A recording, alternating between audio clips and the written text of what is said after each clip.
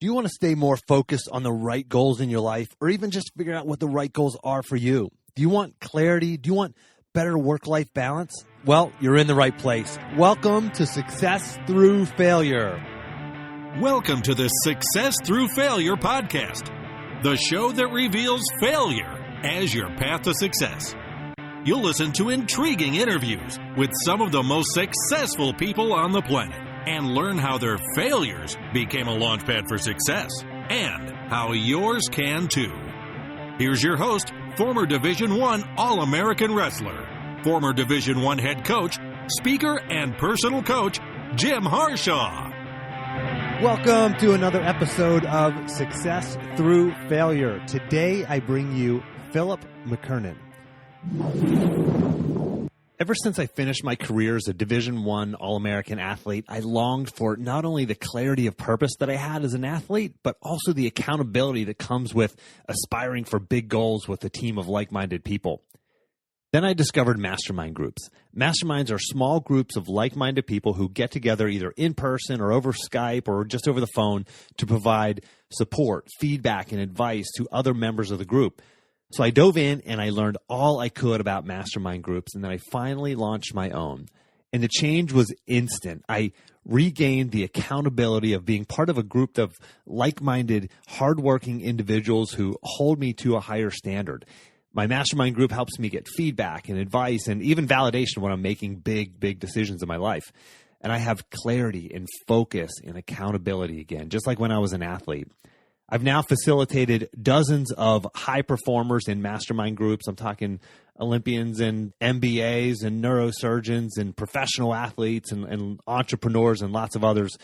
I've taken everything you need to know to start your own mastermind group, and I've put it into a short 10-page ebook titled The Quick and Easy Guide to Starting Your Own Mastermind Group in 30 Days or Less. Grab a copy of this free ebook by going to jimharshawjr.com/mastermind. That's jimharshawjr.com/mastermind. Philip is an inspirational speaker, writer, and filmmaker who works with entrepreneurs and business leaders all over the world. When people are seeking clarity about their future or want to move through roadblocks, both seen and unseen, they call Philip. He helps people get clear on who they are and where they need to go. He helps them transition in their personal and professional lives so people feel aligned in all areas of their life. He's worked with the Canadian Olympic team. He's worked with the Pentagon. He's shared the stage with speakers like the Dalai Lama and Branson. And he's going to share quite a bit of his insights with us here today. Now, again, if you don't have time to listen to the entire episode, if you just hear something that you like, you don't have time to write it down, make sure you grab your free copy of the action plan. Go to jimharshawjr.com/action, and you'll kind of get the cliff notes of this episode. Philip, welcome to the show. Thanks for having me, Jim. I appreciate it. Yeah, well, thanks for making time. You've got a lot of stuff that really aligns with what I talk about on this podcast and the other guests I bring on this podcast. So I think this is I think people are going to get a lot of value out of this discussion. Why, Philip, do you think? Let's start with this. Why do you think that people live out of alignment with who they are? Let's just start with a little easy one to kick it off. Hey, Jim. Let's go deep right away. Why do they live? I mean, why do they find themselves in misalignment, or why do they continue to find themselves? In other words, continue to live with misalignment. I kind of almost see them as kind of two separate. Well, let's start with why do they start? Why do they start out of alignment? And then if they get into alignment, how do they fall back out of alignment?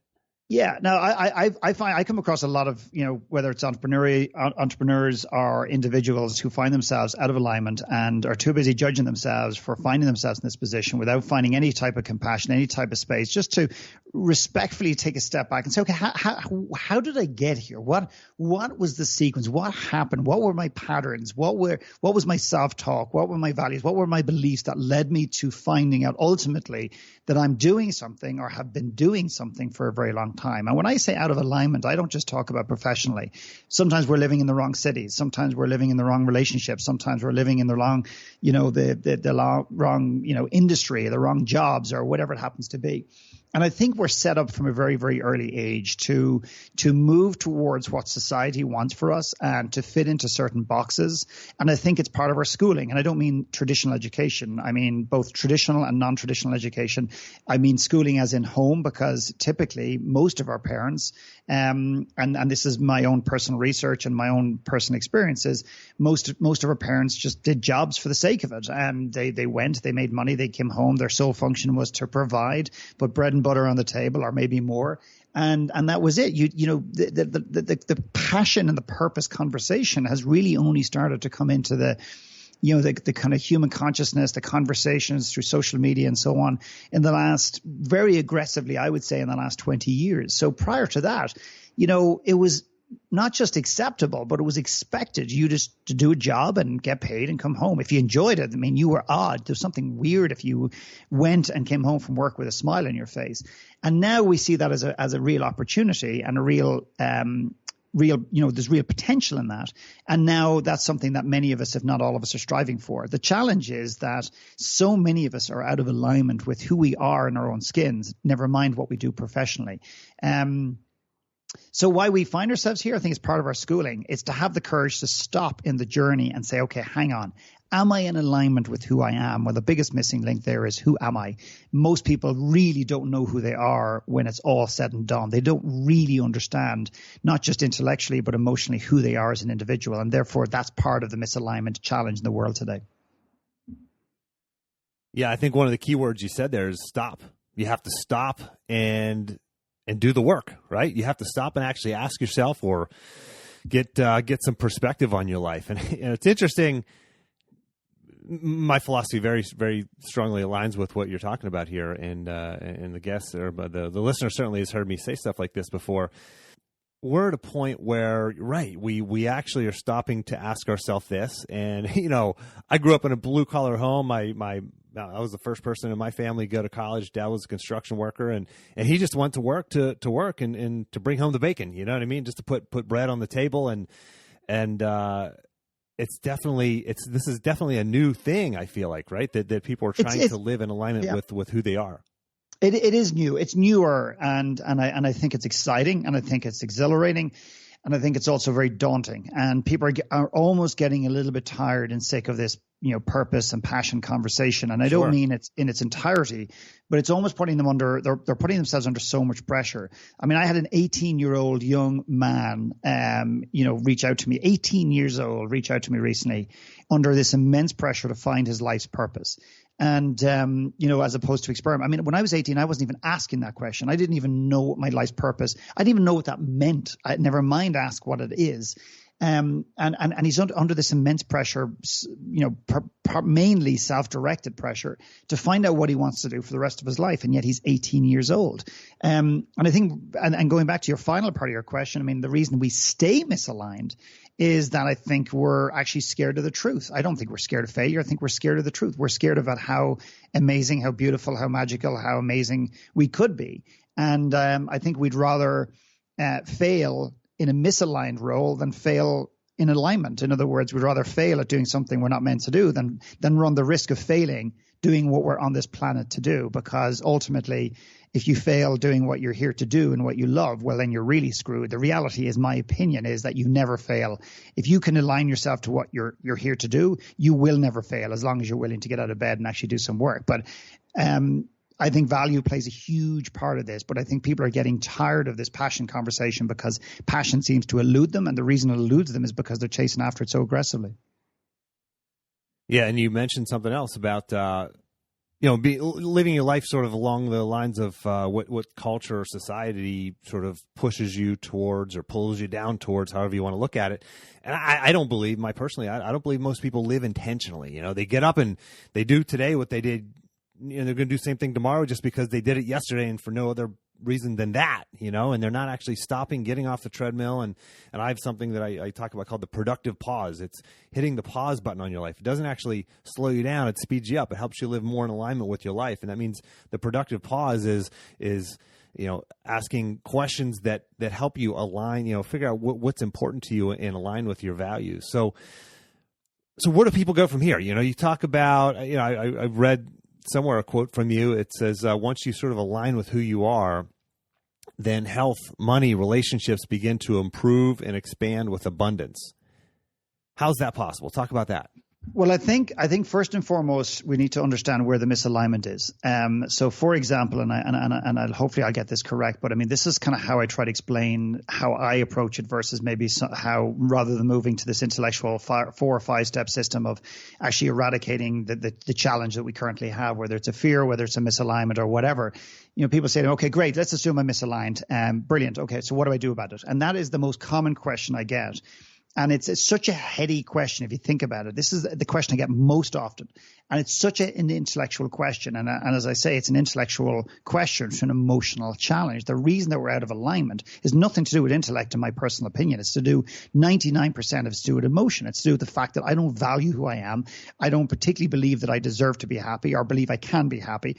They're emotional things. They're not intellectual things necessarily. So to me, the way I liken that is this. Let's just say Mary refers her husband to me and her husband is John, okay? And Mary rings me and says, listen, John is an alcoholic. He definitely needs some coaching, needs to get his shit together, needs to get a purpose in life so he can move away from his reliance on the bottle and start getting some, spunk back in his life and some direction back in his life.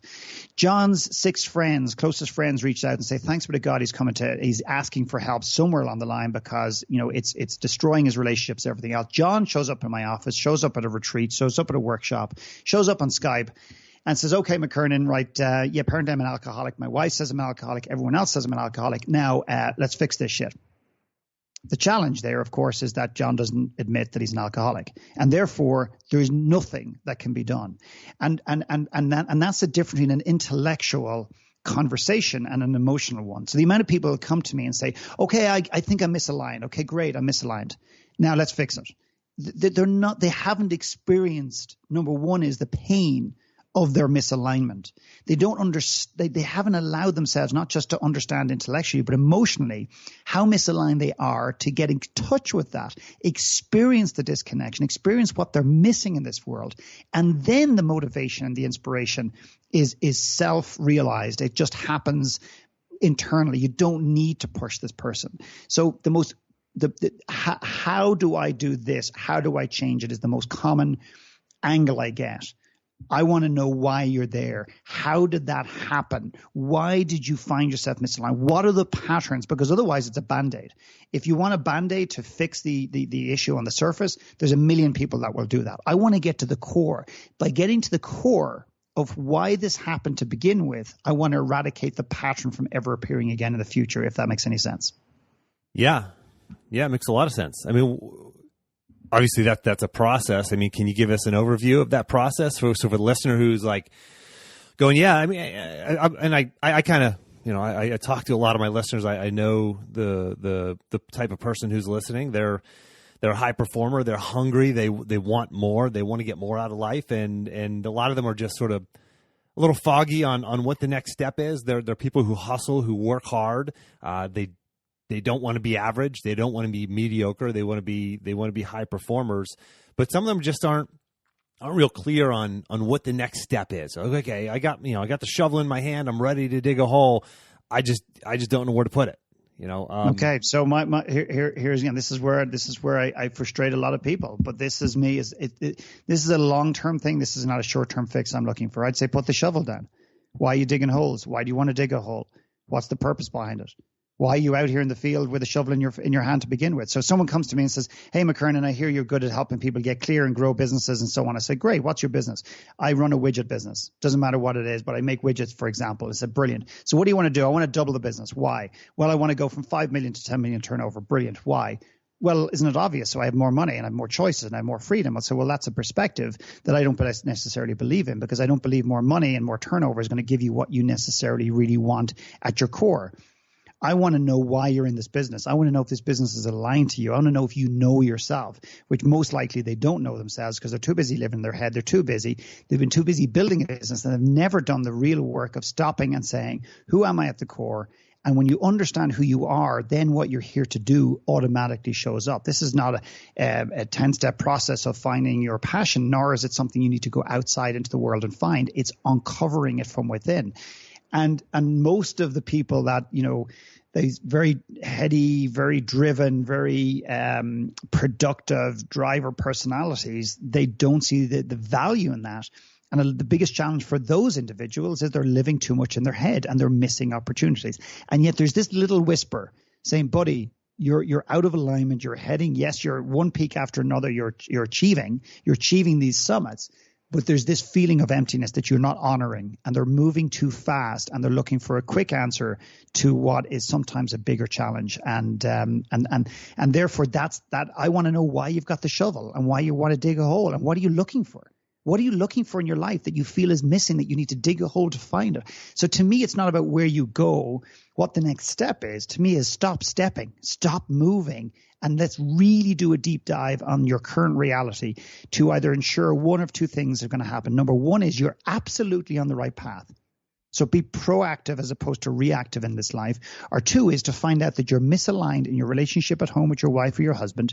You're misaligned in the relationship with your kids or yourself, the work that you're doing, so it doesn't go from a hairline crack today to the Grand Canyon in 5 years' time. That's what my work is about. Then when we establish what that misalignment is, then we start to work towards how do we bridge that gap? Do you need to shift the business that you're currently running? Do we need to change it? Do we need to sell it? Do we need to burn it? Do we need to whatever to bring you into alignment with who you are? That's how I approach it. Yeah, it's interesting. You hear about a lot of Olympic champions, Olympic gold medalists who get there, they win the gold medal, it's their life's pursuit, and the next morning they wake up depressed, and that hole is still there. They haven't filled the void. They haven't filled, like you said, that emptiness.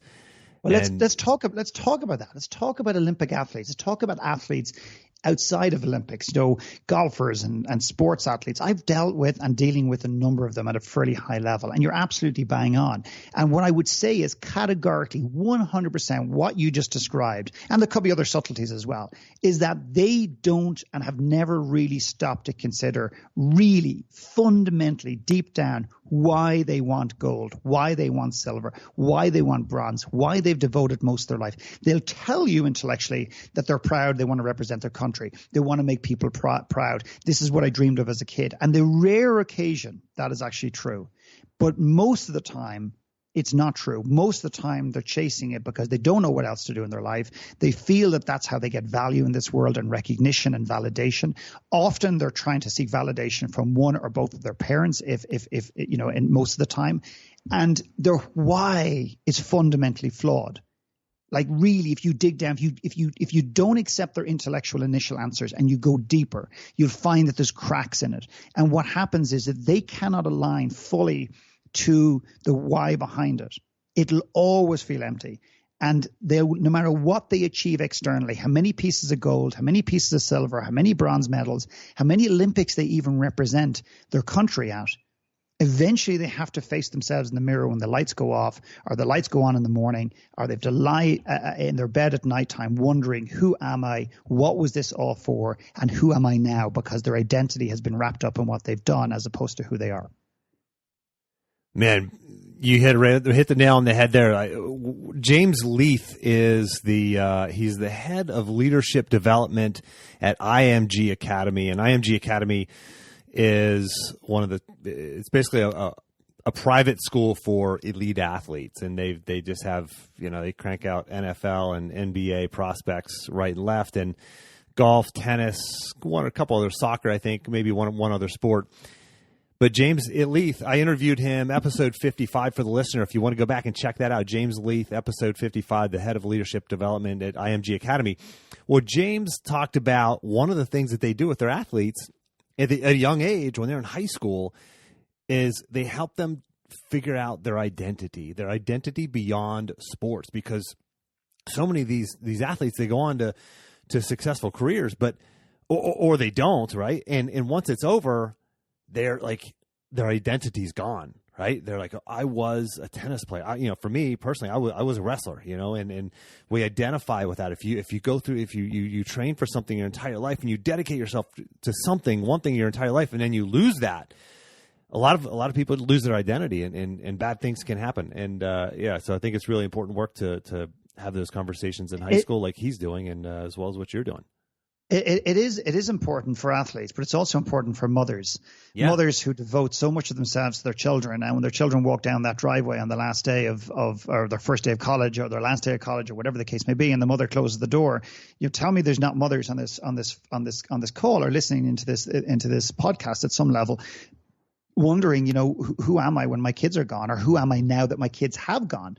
How many of us lose ourselves in our intimate relationships, and we think that our partners are here to make us happy and we're here to make them happy. And yet we get so attracted to there's something in that person we don't see, that opposites attract. And then we spend the next 5, 10 or 15 years trying to change that person to see the world like we do. How many business owners who come to not just selling their businesses, but lose their businesses, lose part of who they are in that process. In fact, here's another interesting thing is for business owners listening is they literally on occasions will leave millions of dollars on the table in terms of valuation and sabotage the sale of their businesses. I've actually walked through business owners with this process, not in terms of how to value their business. I wouldn't be able to value their business like a piece of snow. I mean, I would have a clue how to value the business. That's not what I do, but it's how to value who they are in the context of their business and to value the energy and effort they put into their business. But the amount of business owners that tell me that it's not the right time to sell. No, I'll sell in 5 years.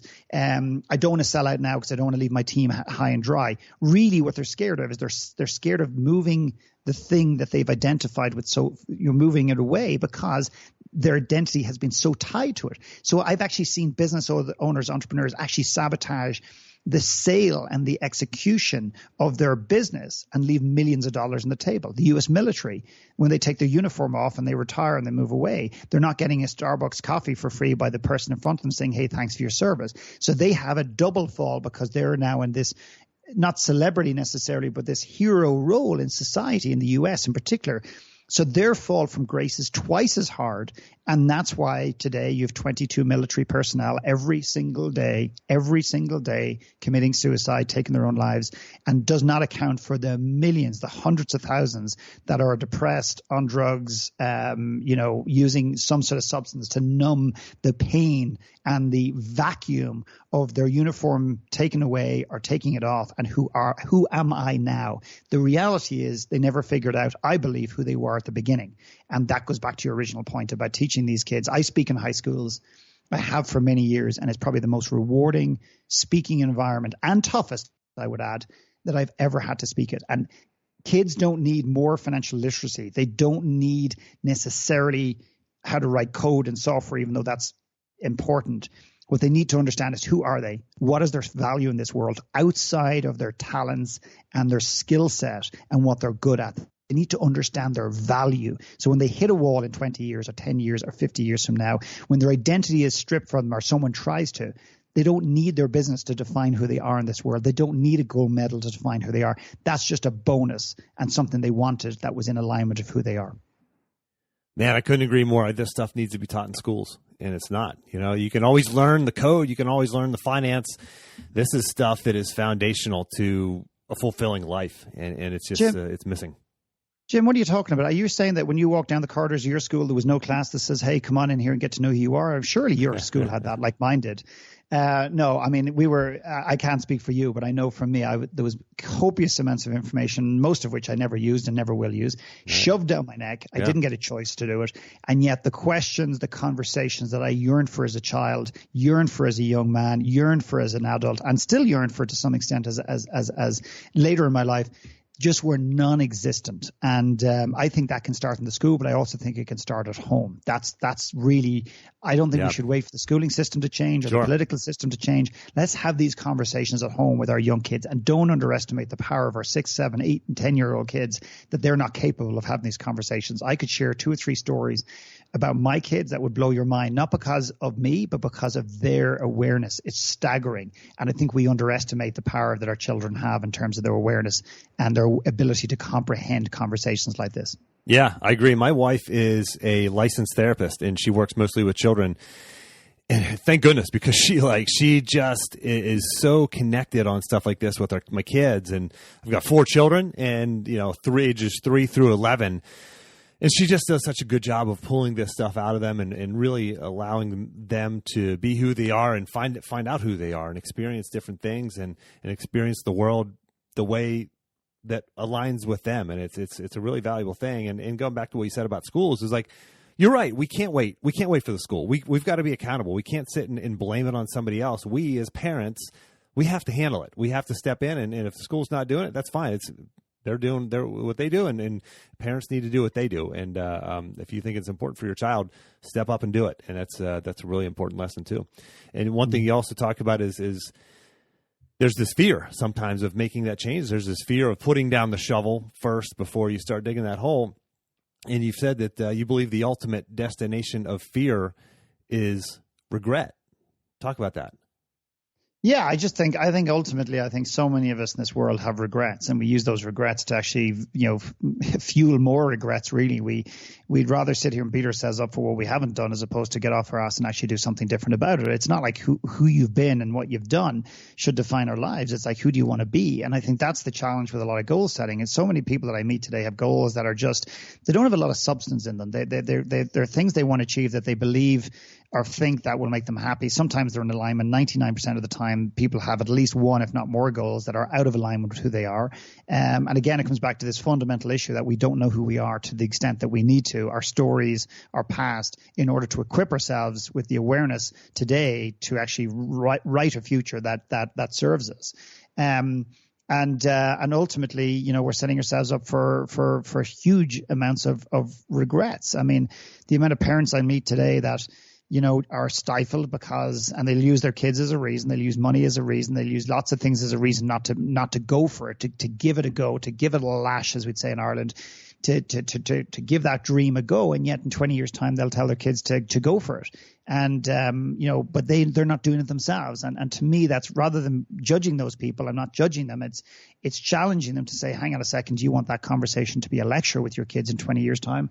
Or do you want to be a beacon of inspiration today and illustrate and showcase to your children that, it is possible, that if nothing else, that at least you have the value to try something different in the midst of this potential failure. And there's just so much regret out in the world. And 99% of the regret just is shit that doesn't need to be there. It just doesn't need to exist. So when I work with my clients, is not that our focus is on regret, but certainly it's a conversation we don't ignore. And that is, trying to eradicate as much as possible the potential for regret to exist. That if they died tomorrow morning, is there anything left on the ice that they didn't say or do or be? And if you can create that little bit of edge, not urgency, because I don't like people living life through urgency, but that little bit of an edge to push people into doing something that is in alignment, that feels bold, that feels outside of themselves, that feels almost impossible. You know what? The regret will not have a place to breathe. It won't have a place to exist. And that to me is pretty exciting. And you've recently you produced a movie. You're sharing this message through your movie, Give and Grow. Can you talk a little bit about your movie and what that's about and how people can track it down? Yeah, I mean, 3 years ago, I sat down with a filmmaker who made a couple of different films, Hungry for Change and Food Matters. And James basically inspired me and a small group of clients that I introduced to him that, I said, shit, if he can make a film, and I don't mean he as in I'm better than him or, he's not intelligent enough. I mean, if he can make a movie, maybe why can't I?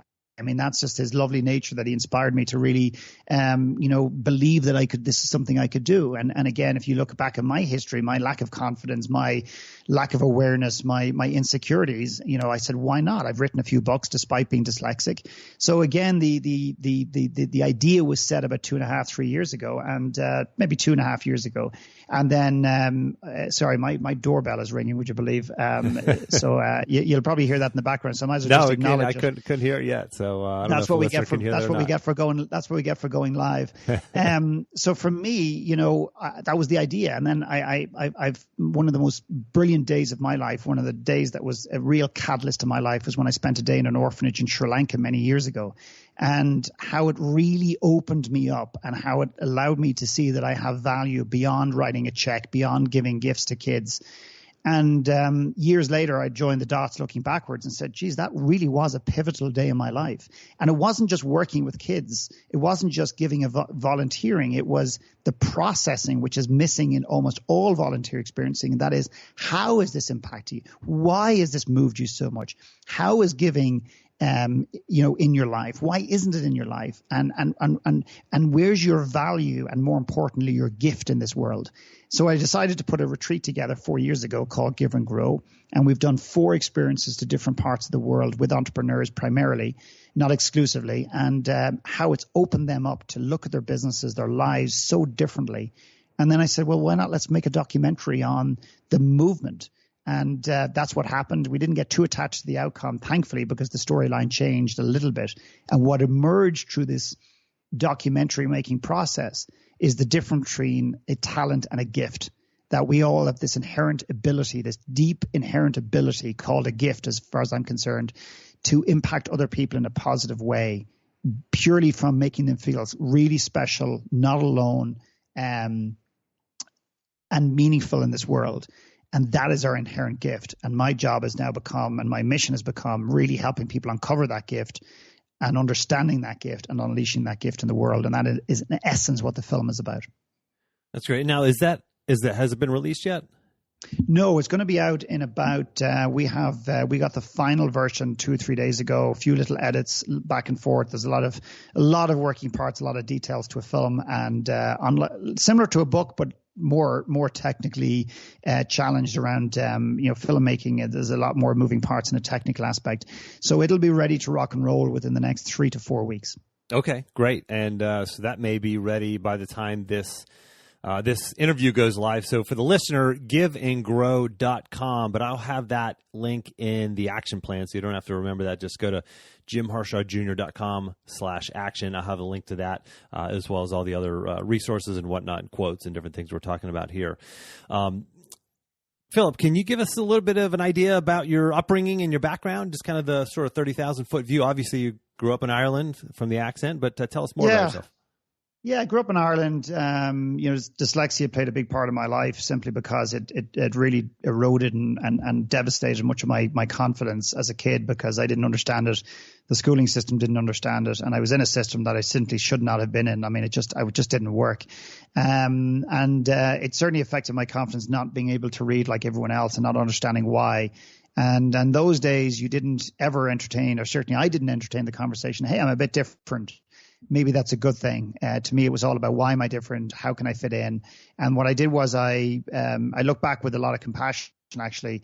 I moved towards pretending to be anybody but myself in order to try and fit in. And what I did to do that was pick up masks in the playground, in the corridors of life, the corridors of my school, and was really out of sorts for many, many years of my life, trying to figure out who I was. And that went on. Of course, that shit haunts you for years. You've got the courage to stop and really look at it. So for about 37 years of my life, I found that I was very out of sorts, very misaligned. I was the youngest of 3 boys, very competitive family. We lived in a modest kind of income bracket, kind of maybe below modest. My parents sent us to private schools, even though probably they couldn't afford it. And but the one thing is, and religion wasn't forced down my neck like it is for a lot of people in Ireland.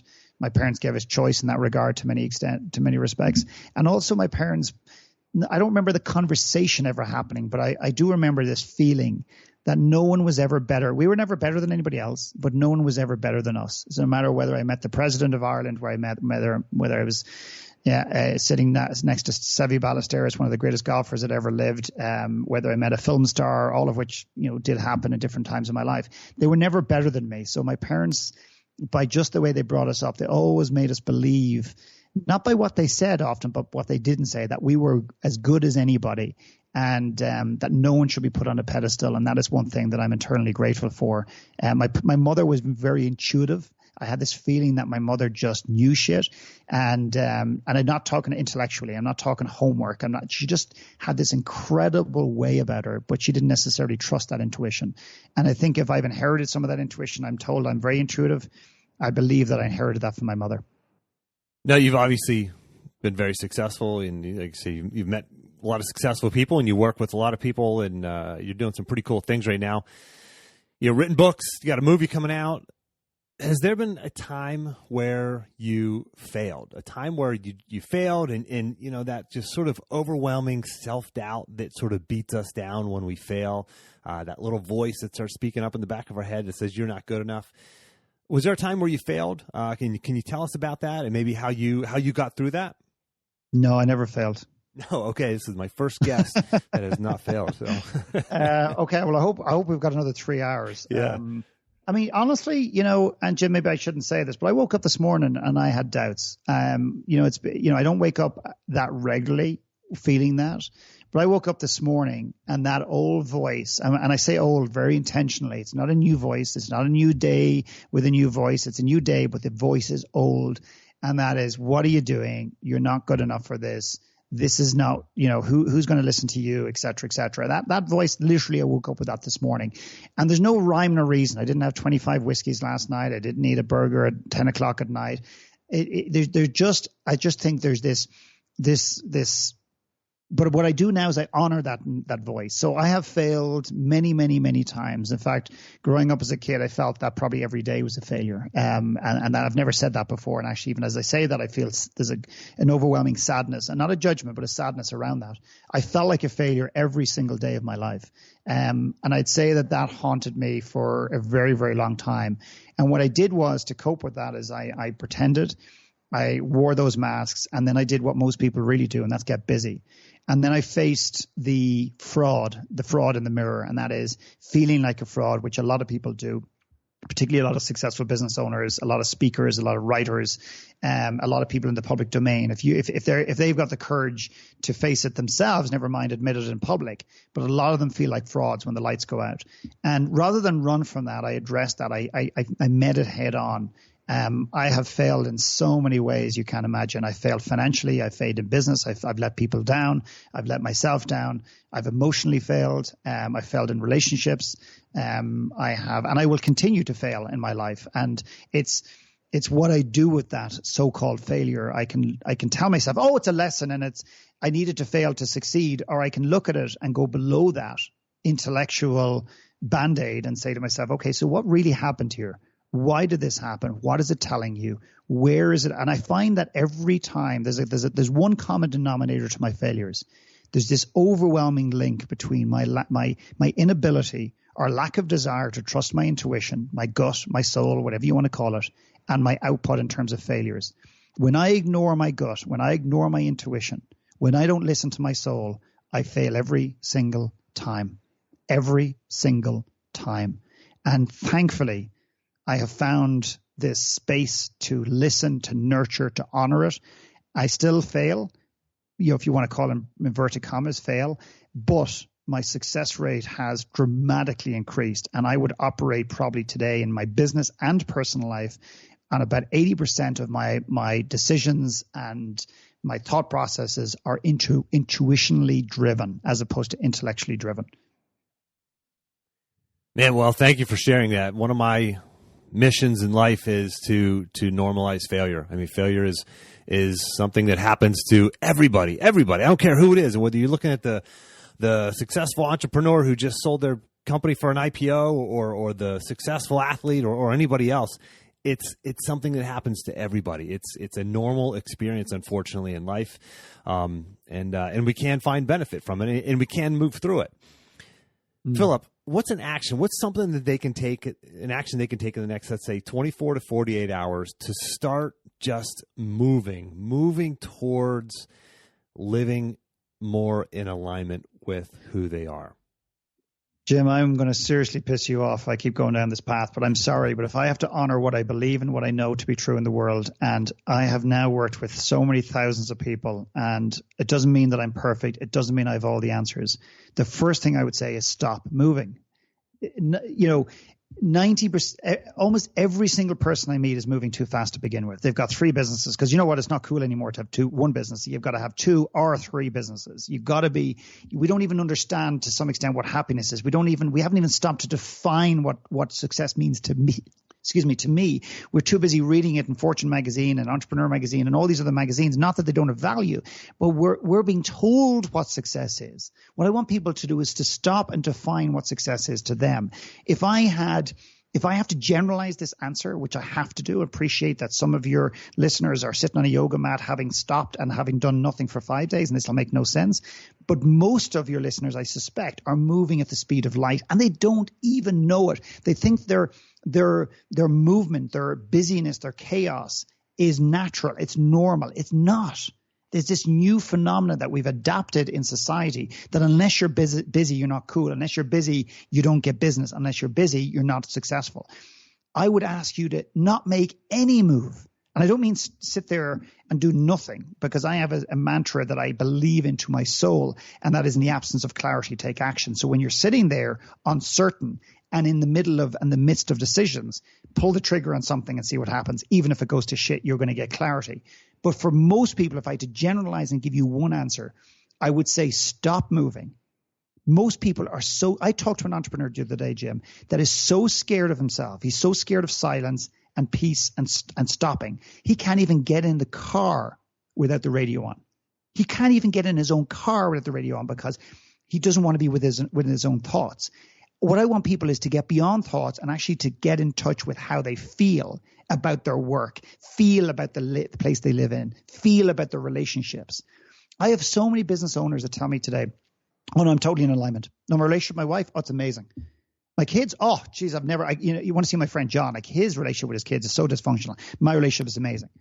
And then when they have the courage to stop and you ask them very simple searching questions and you go deep, you find out that they're not that aligned. They're not aligned to themselves, so therefore they can't really be that deeply aligned and connected to anybody else around them to the extent that's available and possible. They don't really love what they do, but they love it more than the last job or the last business. And if they have got the courage to stop and move through those questions very gently, and it doesn't take long, they can come out the other end and say, okay, well, the truth is this. The truth is that it's not a 9 out of 10. It's a 6. It's not a 10 out of 10. It's a 4. Now we've got the foundation of truth, of reality that we can build upon. Now we can accelerate that. So it's like stop to speed up, as you talked about earlier on. Stop to speed up. But the problem is most of us are not stopping. We're too busy running, and we want the answers to this shit yesterday, not tomorrow. Yeah, well, honestly, that's a great answer, and it's pretty similar to the answer I would give too. So I agree with you. I think, like, again, I go back to what I term it as the productive pause. It's hitting the pause button. It's the first thing. Just stop. Yeah. And now to build up, to try and honor your question, though, to go back to it, because I appreciate your question is the question that most people are asking, and it's a great question because that's what your listeners want. But that my first part of that is my truth. The second part, which if I can shift a little bit, is something a little bit different, but I still invite people to do the same thing. Is this. Let's just say you're in a situation right now, you're uncertain, you're unsure, you know at some level, you don't even understand maybe why or exactly where, but you've this feeling that things aren't fully in alignment. I said to a gentleman this morning, act upon what you know as opposed to what you do not know. In other words, if I know that this business is not for me, if I know this relationship is not for me, if I know, obviously work on it. I'm not saying turn your back in any relationship, but work on it. But if you know in your soul, no matter what the work you do, it's never going to be enough. Act upon what you know as opposed to you do not. So in other words, you don't just sit there and go, hang on a second. If I leave this job or this business, I don't know what's next. I don't have something else to go to. I believe that's an old-fashioned, scarce mentality that our parents would have said to us, never leave a job until you have the next one. Now, I'd be insanely hypocritical if I was to say the same thing, because reality is when it got to a point in my life where I knew I was out of alignment to the extent where it was literally costing me significantly, I would act upon what I knew as opposed to what I didn't. In other words, I didn't know what was coming. I didn't know what was next. I wasn't clear about the future, but I executed and gave in, handed in my notice, threw in my white towel, whatever you want to call it. And what it does is it creates the emotional space, the mental space, and to some extent the physical space to figure out, to uncover what is next? What is the next iteration of my life? What is the next extension of who I am? But a lot of people are sitting there going, listen, I know I'm not happy. I know I'm living in the wrong city. I know I don't like this job. I know I don't like this relationship. I know I'm not meant to be in this business. However, come on, guys, Jim, Philip, I just don't know what's next. Now, I think that's fundamentally flawed. I think that's not what I would encourage people to do. I would say if you know for certain, make a move and see what comes. Trust it. and do it anyway, despite the fact that the fear kicks in and the worry and everything else. So I will do that on occasions as well. When the space isn't working for me, I will just pull the trigger on something and see what happens. Beautiful. Love it. Philip, thank you so much for sharing this message. It's a powerful message, and I encourage the listener to definitely check you out and follow you. So where can they follow you and find you, et cetera? PhilipMcKernan.com, McKernan.com, and there's lots of free resources. They don't have to buy anything, sign up to anything unless they're inclined to. And GiveAndGrow.com is a film that I'm proud of and nervous of all at the same time. So and that's probably a great place to start. Yeah, heck yeah, taking a risk, and you're creating something amazing. I've seen the trailer, and it looks like a great film. I can't wait to watch it myself. So thanks for creating it. It looks like something that I'd like to share with my kids too. So I haven't watched it yet, but it looks pretty darn cool. Thank you. I really appreciate that. You're very kind. And for the listener, I will have those links and tons of action items from this show and just quotes and different things that we talked about in the action plan, jimharshawjr.com/action. And until next time, take the time to get clear on your goals and embrace failure as a stepping stone on your path to success. Success Through Failure is a member of the Athlete on Fire podcast network. Check out all of our shows at athleteonfire.com.